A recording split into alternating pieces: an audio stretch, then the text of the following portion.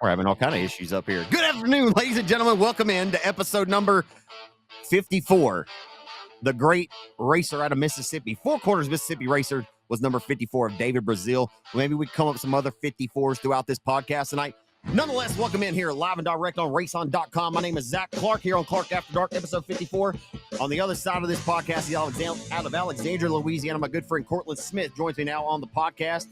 As ladies and gentlemen, what a great time of year. I talked about this during the podcast. I think this time last year, Cortland, the leaves are falling. They're changing colors. That old man is burning that pile of leaves, smoking up your neighborhood. MLB baseball playoffs kicked off today. The NFL heads to week 5. Chase Elliott wins a wild NASCAR race on Sunday. We very rarely talk about NASCAR here. That was a pretty exciting last restart there for the Kansas race there, round 3 of the chase. The 53rd annual Louisiana State Dirt Track Championship, of course, is in the books, and we'll talk about that and much more right here on Clark After Dark here tonight, man. How are you, bud? How was your weekend? Tell us a little bit about how your weekend was and how you doing? We're doing good, friend. Got not necessarily a weekend off, but I stayed myself at the house. Played a football game on Friday night. We were all the way down in Abbeville, Louisiana. And if you want to know where that is, you go 2 hours south of Alexandria and you get pretty close to the Gulf of Mexico. Or Gulf of America, I should say. Sorry, let me get that right. Whatever you want to call it. We get pretty close to some main water down there, friend. But drive on down there. We pick up the dub. We're now 3-1 on the year, so we're doing pretty good. Rolling, looking good, going into district. So we picked up that win. I got home about 1:00 Friday night from the football game, and Saturday I just camped up. I had all my streams. I had my monitors split screening, and on my phone I had 5 different races going on. I enjoyed my Saturday at the house, friend. And the bad thing was I was trying to watch so many races I felt like I didn't watch one because I would always miss the most important things at certain places. But had a heck of a weekend, man. The football team's rolling good right now.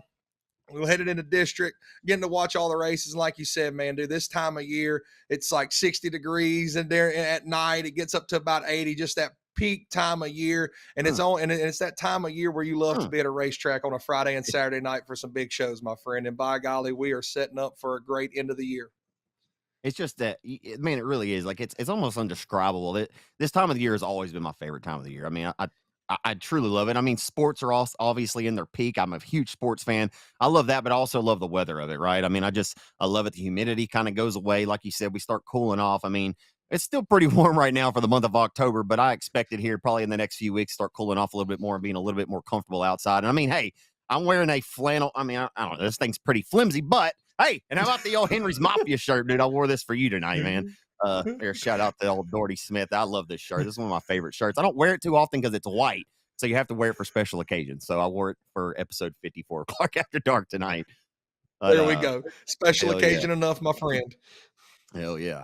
Man, okay, let's just talk about it. The 53rd annual Louisiana State Dirt Track Championship. Before I preface this and ask you this question and how we're going to talk about this race weekend, isn't it incredible that an event could stand the test of time and still be running 53 years later? I mean, we have a lot of races we see come and go. Like the Cajun Classic this weekend is in its 21st year.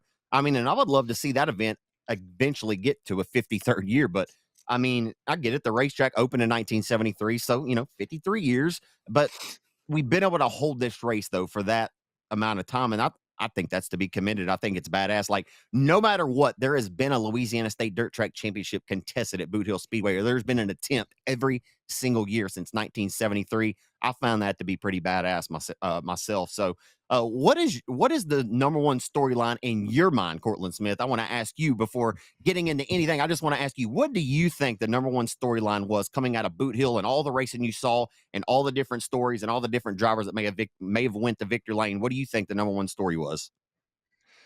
Man, I feel like the number one story is, we've sit here and maybe harped on it a little bit or talked about it. The 36J isn't just the 36J of old. And this weekend, he proved that he is still that dude. You know what I mean? And we talk about him a lot because, man, the dude does win a lot of races, but he rolls in there, sits in a B mod. I don't know if he's ever drove. I don't think he's ever drove it before. Sits in a B mod, dominates it, wins it, then gets in his factory stock, has a little kerfuffle there on a restart, gets the win, dude.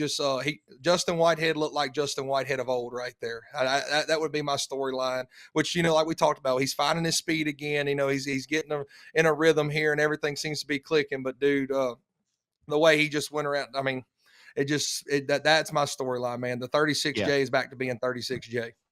And you know, when we talk about these things, it's like I'm not putting one above the other, right? Like we're not going to say that this performance No, supersedes this one or this is better than that. But there are certainly things that come up. For me, my number one storyline. But I would also agree with you. I think that you could certainly put Whitehead up there, and I'm certainly not arguing with that. I would agree it was a phenomenal night for him, the 36J, and what a race that was with him and Cody Myers. We'll get into deeper into that here in just a second. But man, they really waged a war there in the final 8 or so laps of the factory feature. That was a hell of a ton of fun to watch on Saturday night. And man, Justin just dominated in the B mod, like you said. Jake and Jeff Huckabee were out of town in Las Vegas. They just acquired that car from the Murphy family, and yep. Justin dominated his heat race, and then just dominated the feature. I mean, there's really no contest, and that was a huge role reversal from the very first time he ever raced a B mod. He raced one of the Williams twins cars earlier in the year at Boothill, and he'd have told you that night he didn't like it. And it was funny. I asked him down in Victor Lane. I said, "You thinking about getting the B mod now?" And he said, "Absolutely not." I thought that was pretty funny. That his response, though, despite having just won the race by like over 1.8 seconds. But man, my number one storyline this weekend for me was Talon Willis. I mean, honestly, this kid, Cortland, it's one thing to have your back against the wall, but to continue to prove it to people time and time again of how special and how talented this young man is. He started 13th in the A mod race. Keep in mind, this is only I think his third or maybe fourth total career A mod start, right? And you think about all the different cars that he's won in all the way up until this point. You've seen Talon pushing the progression. Of course, he's got great people in his corner. But for him to start 13th in this race, Cortland, and it's not that as he passed some slouches en route to the front. He had to pass Jamie Burford. He had to pass Jason Ingles. He had to pass Chris Hennigan. He had to pass Dustin Hennigan. And the list goes on and on. When you're expecting people to perform and they continually do it and they prove it time and time again, that's a different level of clutch to me, man. Like, this kid is cool as a cucumber and nothing seems to rattle him. And he just continues seemingly to get better as a race car driver. And like I said, he doesn't even have 5 career modified starts yet. I thought Talon Willis took his name and elevated it into a different stratosphere on Saturday night, coming from 13th to win that A-mod race. All things considered, and the caliber of competition that was there, Talon Willis put on a well of a display on Saturday night and showed why we talk so highly about him like I'm doing right now. That was a hell of a performance by Talon Willis.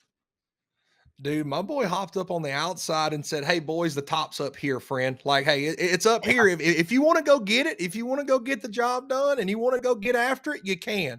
Now, he did migrate back to the bottom once he got the lead. But, I was just surprised that, there was maybe one or two guys that tried it. But, man, just for him to move out of line like that, and you could tell you really wanted to be on the bottom of 1 and 2 and just – dude, that car is really good. It's a CDR car. He's really in close with Cade and them. And, so I'm sure the information and stuff, they're getting good information. But at the end of the day, he hasn't had many A-mod starts. And like you said, that quality of field that he drove around. I mean, it's Sean Gaddis was second, Chris Hennigan third, Manuel Williams was second, fourth, and Jamie Burford fifth. I mean, when you line up top tier A-mod modified drivers in the ark-la-tex, those are the guys you're looking at, and he just drove right around all of them essentially, and just a well of a job, man. The talent that he has, his dad, I'm always going to give credit to Adam here because I told him I messed with him. It was one weekend they were parked beside Kel Murphy and them and Dougie, and I walked up to Adam and Dougie, and I looked at him and I was pointing at the boys, and I said, "I'm gonna go over there and give them some crap real quick." And they said, "What is that?" I said, "I'm gonna walk over there and tell both of them, no matter what y'all do, y'all never be better than your dads." And so I always give them a little shot like that. But man, Adam's done a real good job of prepping him for what he's got, man. They've always got good equipment. They're always very well prepared. Adam is a heck of a shoe himself. So was Dougie. Those are just racing families. They know what it takes to get the job done and to compete at very elite levels and go win races. And they're just setting themselves up for success. You got a good car. You got a kid that can wheel the absolute snot out of it. That's all he did. He went out there and drove his little tail off, and got the job done. So just like you said, time and time again, he gets in the car. You might question him a little bit, and then he goes out there and shows you why he is where he is. Yeah, it was truly an impressive performance. Cade texted me as soon as he crossed underneath the checkers. He said, "That's my boy," with like 10 exclamation points. I mean, I love seeing that also, right? I like seeing that out of Cade Dillard and his side, like to see how much it means to him. Jason Ingles has told me time and time again. Shane Abear has told me this in Victor Lane when they've won a big race, and they have told me when they see some of their cars in Victor Lane that it means more to them to see somebody else pilot one of their cars at Victor Lane. I mean, it's almost like for Cade, kind of a proud parent feel. That's his little protege. He's been kind of helping him get his career up and going. I think it's been a pretty cool duo for those two to kind of. I mean, he's really helped Talon grow, as a racer. I think in and outside of the race car as well, and it's just really cool to see. And as much shit as Cade Dillard has taken over social media over the Garrett Albertson thing that happened at Batesville over the last couple of months, and people still can't seem to get over that.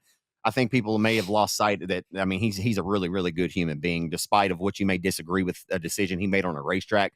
Cade Dillard's a great role model and somebody you should look up to, in my opinion. Right, he's a great father, has good kids, good family, and man, Talon has really looked up to him, and I really think that's helped him push his progression up to this point in his racing career, and can't wait to see where it goes from here. That was my point of it. Like, it's a big storyline because you think about all the pressure. Like, everybody knows Cade Dillard's helping him, so that guy, to me, I feel like that adds more pressure to him because everybody knows that he's got all these great things at his disposal, and people are helping him. Well, it's like, well, could he run that well in Randall Settles 79? It's like, well, shitty, I think he might. You know what I mean? Like, at this point, like, I don't know that he couldn't, so, but anyway, yeah, just really, really impressive. And it's just neat to see, the next generation. I was down there talking to his dad after. So last year, Talon won the B mod Louisiana State Dirt Track Championship. He wins up it this year, and he goes back to back and wins the A mod. So just kind of that natural progression. Congratulations to Team 10M on a big time victory at the Boothill Speedway on Saturday night. And this, another thing, we talked about this last week. This race may not pay 2,000 or even 3 or 10 grand to win, but we cannot ever lose sight that winning the Louisiana State Dirt Track Championship must always hold some value and prestige to it, despite what it may ever pay in the future. I want guys to always feel excited and want to win this event, despite what it pays, and maybe in the future we can maybe help find some sponsors to come on board to help make this race pay more. But I can just tell you, ladies and gentlemen, every single race that we have at the Speedway can't pay big money. It's just not feasible. It's not possible, or we wouldn't be able to keep the place open and keep the lights on. So that's a wrap, man. Of course, there was the rookie Sportsters race on Saturday. Hunter Allen got the win there. James Caskey got in victory lane to the Sportster features, Cortland, for the first time in 20 years. I thought that was really, really cool. And that Nova car, really nice race car. Ashton Burford got in that car in the rookie Sportsters, drove it from dead last to second, tried to get around Hunter Allen there late after he put his 19A car into the wall earlier on in heat race action. Corey Giles won the tuner feature. Derek Grigsby is now a 12-time Louisiana State Dirt Track Championship winner. So those are your winners there at the 53rd running of the LSDTC. Any additional notes or anything from Boot Hill you got? No, nothing. I know we're going to talk about it a little bit more, but man, next on the schedule at the Hill is the World of Outlaw late models. That's going to be that's just going to be my little preview for, I know we'll talk about it later, but man, I'm excited, dude. Bubba and Rollo, they worked their tails off, man. Another great racetrack. If you wanted to move and dodge, you could, or dip and dodge and dive, whatever you want to call it, whatever the dodgeball quote is there. I messed that quote up pretty good, but anyway, man, super excited, a wonderful LSDTC, and like you said, man, for the 53rd year, just the history of that event. I think it needs to be one of them races that it doesn't have to pay a whole lot. It just the history of that event, man. If you could compile a list of all the feature winners and put that list down, I guarantee there's names on there that are and I know the names are legendary. It's Boot Hill Speedway, been around for 53 years. A lot of amazing drivers have won there and have probably won LSDTC. So man, just the history of that event, to keep it going, it is something special. Maybe even though it's not the biggest paying race, I know everybody puts the value meter on how much it pays, but at the end of the day, the history of an event really does mean a lot to me, and I think it's one that continue going on really should gain some hype, man. It don't have to be the biggest paying deal, but it can still mean a lot. 100%. Dude, I am so happy my air conditioner just kicked on because I was not finna get up and turn it on in the middle of the podcast, and I was burning up. You saw me take my jacket off. I was burning up over here, dog. I'm sweating up a storm. That AC kicked on. I was like, thank you, Jesus. We're over here struggling in the middle of this podcast, dog. But anyway, yeah, so that's a wrap on the Boot Hill Speedway this weekend, man. Let's talk about, okay, and real quick, also, I told you before, and I told my awesome producer extraordinaire, Cody Wooten, that this would be a quicker podcast than typical, but I wouldn't be surprised if we get carried away, because I plan on leaving tonight to head to Wheatland. I'll probably get there about 3 a.m. if I leave here in the next 45 minutes, but I did not want to be driving all day tomorrow before I have to announce tomorrow night. I'm not used to announcing on Wednesday nights as it is, so my body clock might be off with that anyway, so it's better to just travel over there tonight, and go to sleep till like 10 or 11, get to the track tomorrow, and be ready to go. So really excited about the USRA Nationals this weekend. Let's talk about the Lucas Oil Late Model Dirt Series, man. We talk about them every single week, or we talk about super late model racing on this podcast. You just mentioned Boothill World of Outlaws next weekend, October 10th and 11th, 10,000 win on Friday, 50,000 win on Saturday. We are excited. But the Lucas Oil Late Model Dirt Series kicked off their chase for the championship at Brownstown, Indiana this past weekend.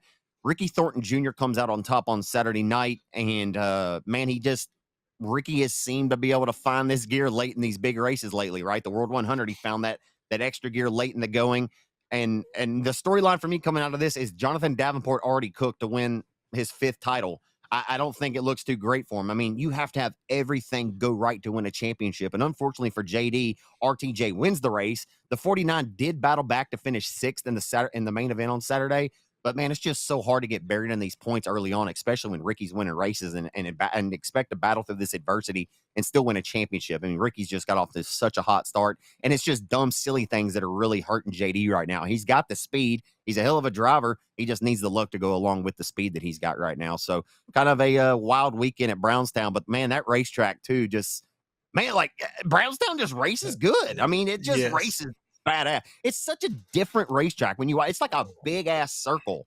It's unlike anything it's truly unlike anything we watch around here. But man, she streaks up real good. I mean, it's just a really, really good looking racing surface. Man, you said it perfectly. I was watching it and they did a overhead shot, drone shot or whatever. And the fiance, she looked at me and said, "It's just a big circle." And I was like, "Yeah, but it races awesome." Like I've been lucky to we went there one time last year or 2 years ago. Oh, last year, and I got to go up there, dude, and it's cool. I've been blessed to be able to go to a lot of cool places like that.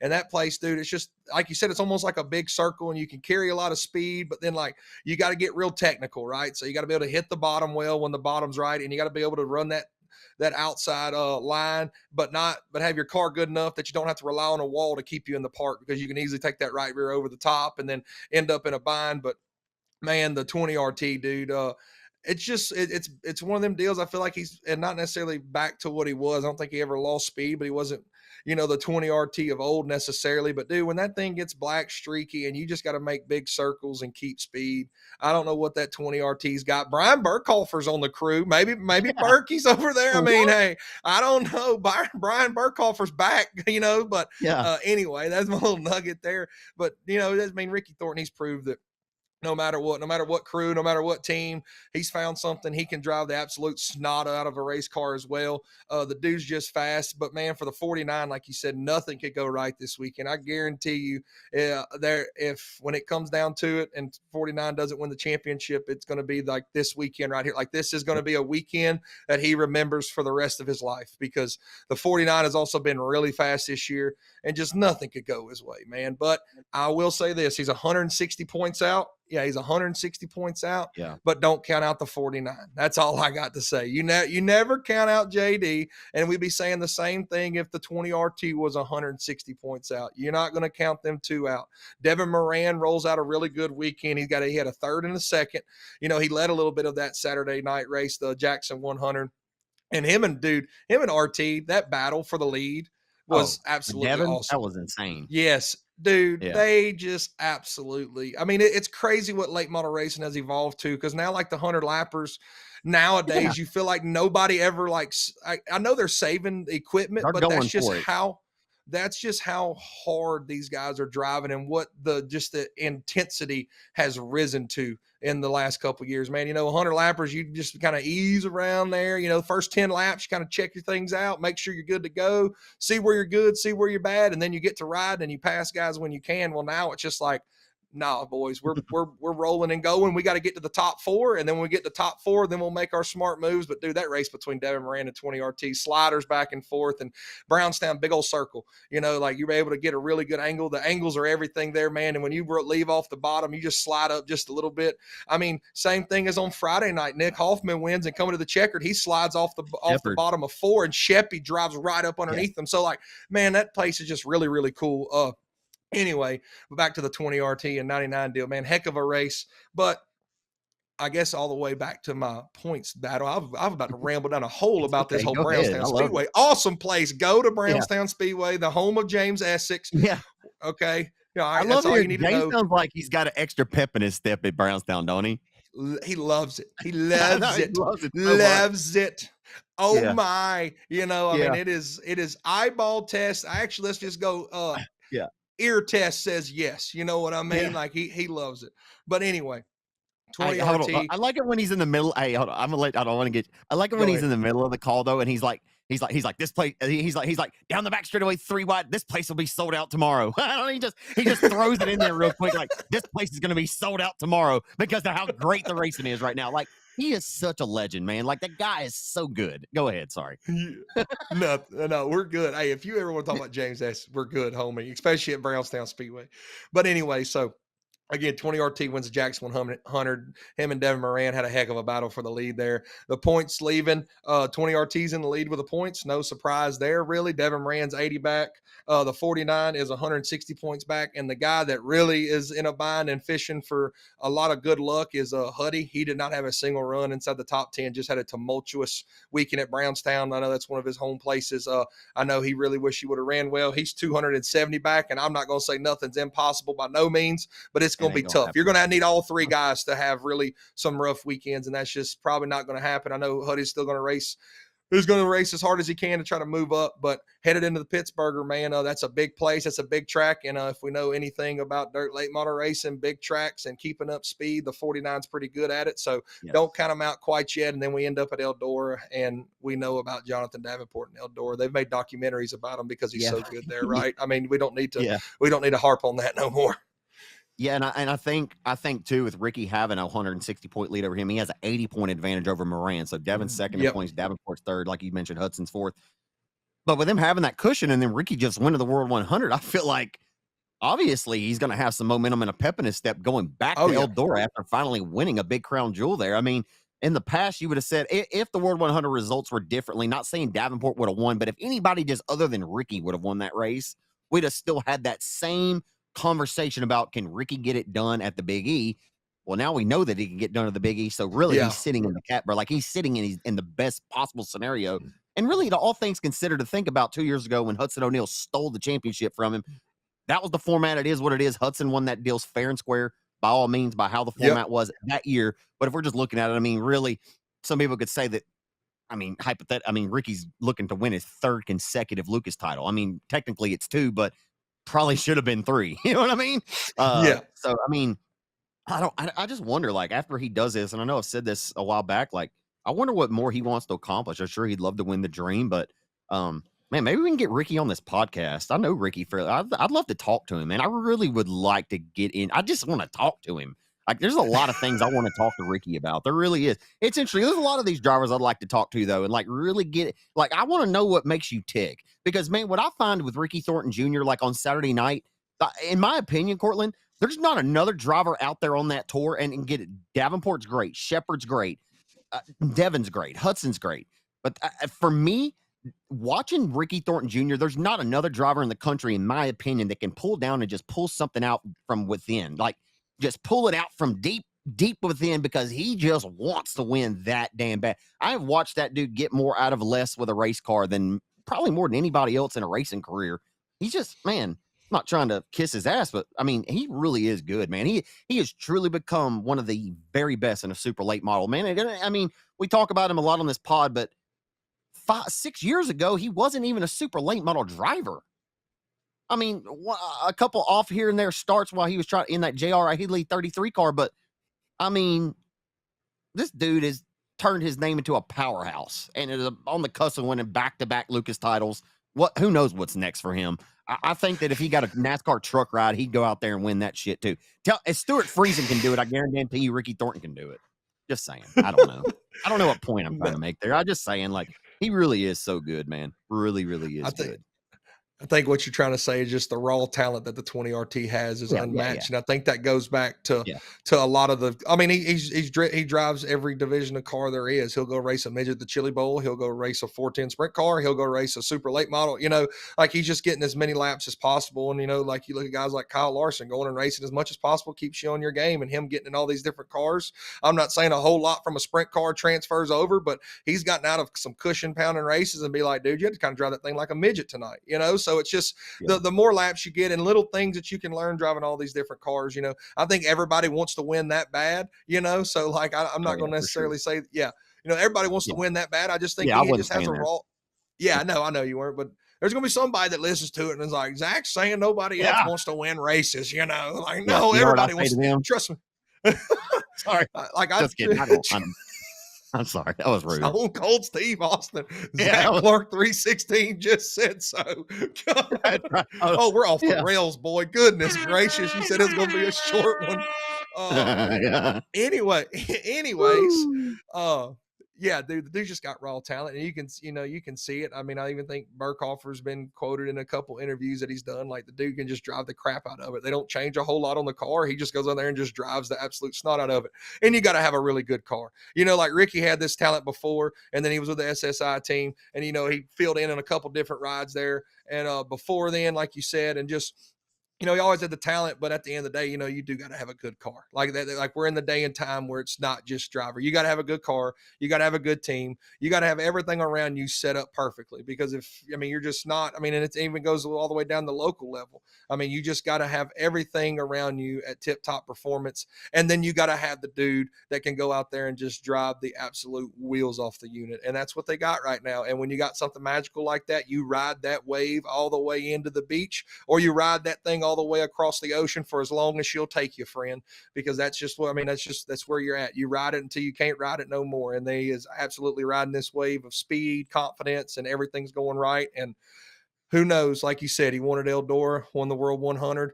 He's headed back to Eldora and probably has a good chance after Pittsburgh this weekend to lock up the championship. But on the other end, I think if I'm him headed into Pittsburgh, I'm the most nervous because I got the points lead. It's in my hands to completely screw it up. And as we've seen with JD, just simple little things can cause a rye and just plummet your weekend downward spiral. So it's going to be an interesting weekend, man. I love this chase for the championship. I know some people don't like it, but man, it gets it back interesting again. I feels like, so it's going to be really, really cool to see how it wraps up. No doubt. Can't wait to see what happens as well on the World of Outlaws side when they come to Boothill next weekend. We'll see what happens there. Really excited about that. So, also the United States Modified Touring Series. I don't know if you have any notes or you're not aware what happened over there this past weekend, but the Featherlight Fall Jamboree USMTS, one of their biggest races of the calendar year at Deer Creek Speedway, one of the best tracks in the country, and making a final lap pass by 0.011 at the drop of the checkers over Reese Solander, 50 to the third. Hard to believe that he had never won a USMTS Featherlight Fall Jamboree in his career, but he finally gets it done, and he gets it done on Saturday night's finale. But 50 to the third, Brandon Davis gets his Yes, first sir. ever Fall Jamboree win at Deer Creek in a thrilling race. Great call by Todd Narvison up there on the call.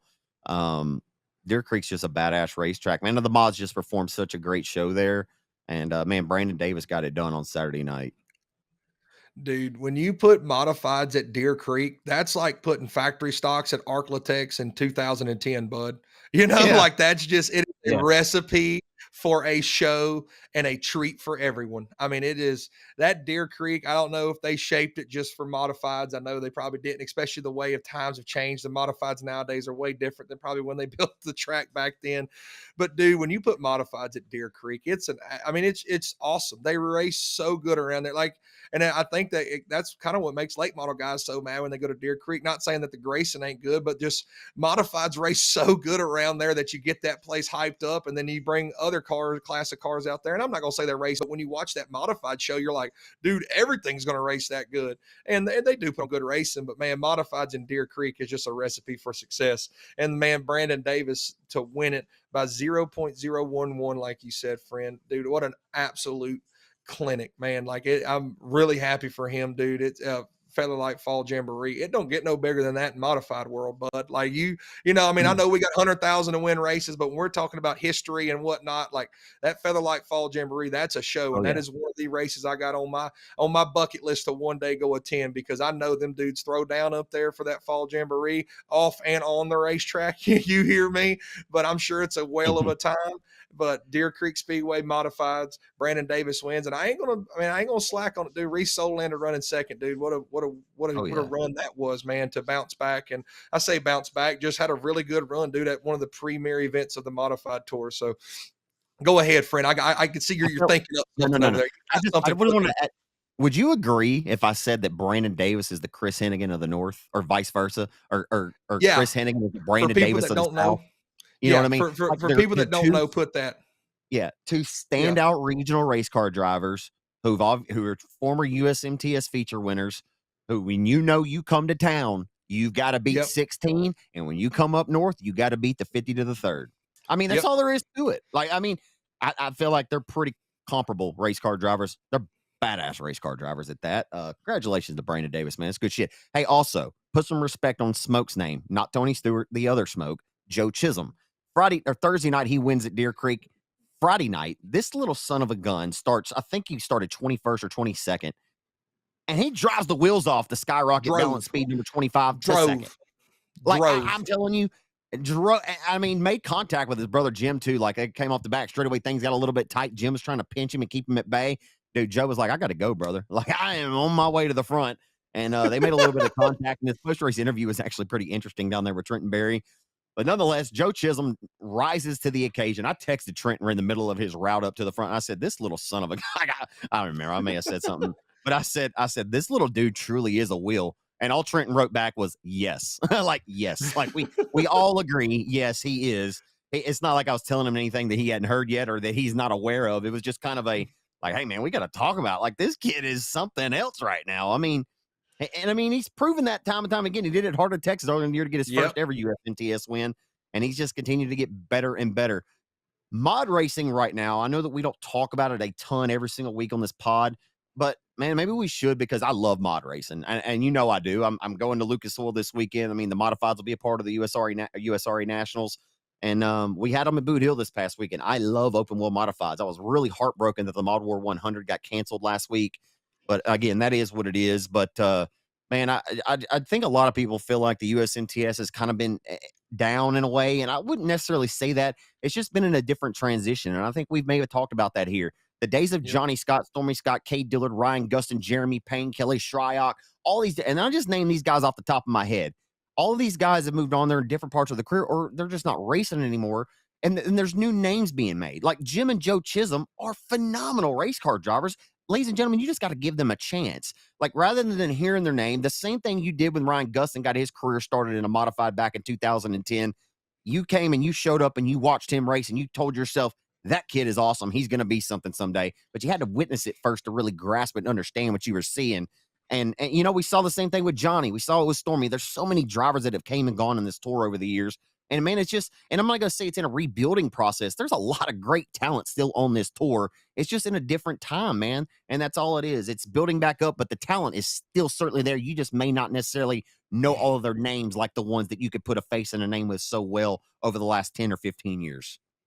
100%. I couldn't explain it any better myself. And like you said, looking forward in 10 years, we may look back and talk about this Joe Chisholm run at Deer Creek Speedway, winning on the Thursday night and then charging to the front on Friday, and that being the moment right there, knowing that, like, hey, that dude can wheel. Well, obviously he's proven he can wheel before, but the Chisholm brothers are two guys that are coming up. And like you said, we just got to build, you just got to kind of build these names up. I feel like the modified scene, like you said, they're just, it's named for some reason. I don't know why, but it's like, it's not the top tier deal. Well, everybody's got, flow racing and dirt vision, and then the USMTS is on racing dirt, and that's no knock to nobody. It's just everybody's got flow and dirt vision, so you kind of get lost in the racing dirt thing. But it's one of them deals, man. If you go and watch a a certified USMTS modified feature, that product is just as good as any other form of racing out there, man. And maybe it was just me growing up with the USMTS Winter Nationals or whatever we run at ark-la-tex and the Doug Murphy Memorial, man. There is a little bit of there is some modified space in the heart of old Cortland Smith here, and I love watching them too, man. I had it up there. That was one of the 7 races I was keeping up with, and dude, just like you said, give it a chance. Go watch it. Just go watch it, people, because I guarantee if you go back and watch last weekend, you become a fan. That's all I got to say. Just go watch it. Give it a shot. You'll go try some wonky cheeseburger at Whataburger or Sonic because they're, but you won't go watch some modified racing. Pay the $39.99, whatever it is for racing dirt. Go watch some modifieds. It'll be all right. You'll make it. You'll survive. Dude, they also, I wanted to give a special shout out to Tracy Passy. She is the lady announcer, the voice, one of the voices of the Deer Creek Speedway. People have heard her voice. And whether you like, and I'm not going to get too deep into this, but whether you like hearing a woman announcer or not, because I've seen some pretty just vile comments over the year, just because you don't prefer to listen to that.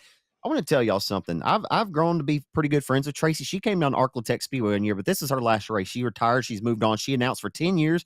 She accomplished something she always wanted to do. She set out some goals and she accomplished them. I couldn't be any more proud of that lady for doing something like that. That's what I love. I love announcing racing, and to see somebody come into a sport where it is predominantly all men that do this job, and for her to come in and do it, earn the respect. If you ask Ruben Morales, if you ask James Essex, if you ask Dustin Jarrett, if you ask Ben Shelton, if you ask Zach Clark, what he thinks about that lady up there at Deer Creek, one of the sweetest women ever. And when she shows up to the racetrack, she's prepared and she knows what she's talking about. Whether you like hearing her or not, or it's not what you're used to listening to, that lady came prepared to the racetrack and she loved our sport and she put 10 years of time into it. And so I just wanted to give her a proper shout out on this podcast and get out much respect to her, because this shit ain't easy. People think that they can walk up into a press box and announce a race. And I'm not putting myself on a pedestal. I want to make that very clear that it's not as easy as you folks make it seem with a lot of your comments and shit on social media sometimes. And I just want to give Tracy a special shout out for tackling something that is not an easy gig. It's really not. And a woman at that, in a male dominated sport. Shout out to Tracy Passy, who earned nothing but respect from all of our peers in this sport. And she had a great career at Deer Creek Speedway. So shout out to her, man. Yeah. This Round weekend, of applause for Miss Tracy. Round of applause for Miss Tracy. And I will just go ahead and say, for anybody that thinks they can go ahead and do it, you sit at home and you get your 6 buddies to sit beside you that you watch a race. We're going to have race parties here in the off season, people. And if you think you can do it, you turn the volume off the TV and you have your 6 buddies stare at you and you announce that race and see how good you do. Because it's not just 6 people, I'm just saying there's hundreds of people in the stands, and now with streaming, there's no telling how many people are watching, but you probably couldn't sit there and keep a straight face and announce for 50 laps to your 6 buddies in front of you. Now, some people probably could, and they probably do a heck of a lot job better than I could. And, we could, whatever you want to say. I'm not no announcer. I'm just some goober that y'all let get on here on a podcast, and lo and behold, pretty damn good trackside reporter, though. I will tell you. I will say, I take pride in that. Too, but like that trackside shit, dude, you knocked that out of the park. I'll take pride in that one. That's about the only credit I'll ever give myself in my racing career. I'm a washed up factory stock guy. I had 3 really good nights in my career. Other than that, pit side report. I take a little pride in that. I will, but I ain't got to talk the whole time. Makes it easy, But anyway, just announce to your buddies the next time and see if they don't make fun of you or tell you that you sound like a complete goober. So that's all I got to say on that. Congrats, Miss Tracy. At the end, they'll be like, "Damn, man, you might have something here." I'd be like, "Damn, man, you ought to go try out." Yeah. You should call Colin Bell, see if you go bear ark-la-tex co-announce with him one night. There you go. Go get you some. Go get you some. Anyway, we have got the SuperTech 600 this weekend at Rocket Raceway Park. It used to be the Lone Star 600, but this weekend we've got the SuperTech 600. No cautions, no red. Well, may have a red flag if shit really hits the fan, but live and direct on RaceON, 300 laps a piece each night, 25,000 possible dollars to win. This race is a riot. It is organized chaos now. It's not unorganized chaos. It's organized because now we have live timing and scoring and transponders. My boy Chase Lawler and my man Steve Cape will be on the call over there for RaceON, so y'all be sure to tune in and check it out. You will see some things at this race that you have never seen before on a dirt track. It is top tier redneck ingenuity is what I'll say. I mean, it is something you have never seen, and it's a riot. It is a wild time. So we've got the SuperTech 600 at Rocket, and we've got the 21st annual Cajun Classic, both live on RaceON. Of course, I'll be at Lucasville Speedway this weekend for the USRA Nationals. The TMS World Dirt Track Championships going on. I know a lot of local Texas drivers are headed over there. By the way, RaceON did try to get the media rights to stream that. I've had a few people reach out and ask. It just didn't work out this time. If you want to know any further details, I'll tell you personally. I'm not going to mention it on this podcast. It's really not that big of a deal, but we did want to be at TMS just so you guys are aware. It's not that we didn't bid for it or try to have it. So anyway, the World of Outlaws will be at Boothill next weekend, October 10th and the 11th. And of course, the Short Track Nationals, 410 sprint cars, $20,000 to win at Tim Crawley's 67 Texarkana Speedway in 2 weeks. So a lot coming up, a lot going on, man. Any additional notes or thoughts on the SuperTech 600 or the Classic or anything else that's coming up, bud? Before we roll out, I just want to give a shout out to the Super B Speedway. They had the Yancey Martin Please. Memorial this Thank weekend. you. Yeah, I want to hit those winners. I want to hit those winners Please. real quick. Ava Kennedy won the tuner. Devin Richards is the Josh Bauckham of Pro Mods in Northeast Louisiana. Josh Bauckham owns Northwest Louisiana, and Devin Richards owns Northeast Louisiana. Because I swear, every time you look at Pro Mod results between Super B and the Rev, Devin Richards picked up a dub. Sportsters, Kyle Shirley wins that. Mickey Steele wins the street stocks. No surprise there. The dude's absolutely been lights out in the street stocks around the great Northeast region up there where they run them a good bit. The Wong Mods, bud. My boy Cody Robbins, Fear the Beard, races anything and everything he can from a Sportster to a Wing Mod. And I guarantee if somebody wants to give him a 410 sprint car for the Short Track Nationals coming up, he will drive that too. And he will have his beard in tip-top shape to do that as well. But Cody Robbins wins the Wing Mods. Austin Storm wins the Crate Lates. Factory stocks, my boy Logo, L88 son, picked up another dub at Super B, and Mark Underwood Jr. won the limited modified feature, man. Something I really want to hit on, dude. What a great weekend for racing, really. Two tracks that when you put them on a map and really mapped it out, probably within 2 hours of each other. I know it's probably like an hour and 48 minutes, whatever. Somebody's got a direct deal, but within 2 hours of each other. Man, Boothill had 131 cars on a Saturday night, and so did and Yancey Martin Memorial had 122 cars. So, man, really good car turnouts for both of them. Boom. I just want to hit on that. But man, also, dude, the grand, I say the granddaddy of them all, the first crown jewel factory stock, man, the Cajun Classic, the one that would have 160 cars show up, and was probably the one that started a lot of people's love and passion for factory stock racing, and the one that was the base layer to the building blocks of where we are today with all this big money in factory stock racing, dude. The Cajun Classics this weekend. And whether you support it at the track, watch it on RaceON, however you can, whatever way, shape, or form, dude, that race, it's one of those, like we talked about the Louisiana State Dirt Track Championship, 21 years of history, man. And for a factory stock race, like I said, it was the first one. So it's always going to be the one that we always look back to and be like, man, that was the one that started all. And I'll go ahead and say it, dude. Some of the best memories at the racetrack are Cajun Classic. Like, everybody, I'd say everybody 10 to 5 years ago, like that was the race that everybody showed up to because it was, the one big time factory stock race. Like, what's the most cars they ever had there, Zach? You can tell me. I think it's like 160. What's the most cars they ever had at the Cajun Classic? I'm honestly, I couldn't tell you right off the top of my head anymore, but I remember 1 year, I remember for sure having 141. I know for sure 1 year we had 141, and maybe we had more than that 1 year, but I know for a fact 1 year I know we had 141.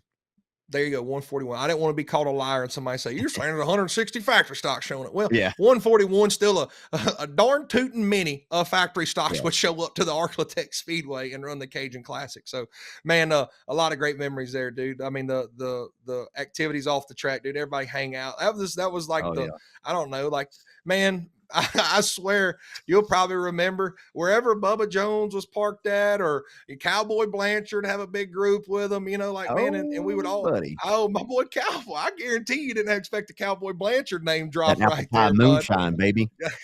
I mean, just a whale of a time, dude. That was really, I'm not saying we still can't do that, but man, it's like, them old Cajun Classics, dude, you would throw down on the racetrack and then you'd hang out and everybody's cooking for each other. Everybody's hanging out. There wasn't no separation and all this animosity. Like, even if somebody ran over you, like, yeah, you may not go be buddies with them, but we can all play in the cornhole tournament, or washers, whatever it would be. Like, I mean, it was just, it was fun, man. And again, I guess I'm rambling on about about the old classic, but we can still do that, people. That's what I'm saying. Oh, It's yeah. still we still got it in us, folks. We can rally together, rally the troops, boys. It's Cajun Classic weekend. Go out there, go support it, go have a good time.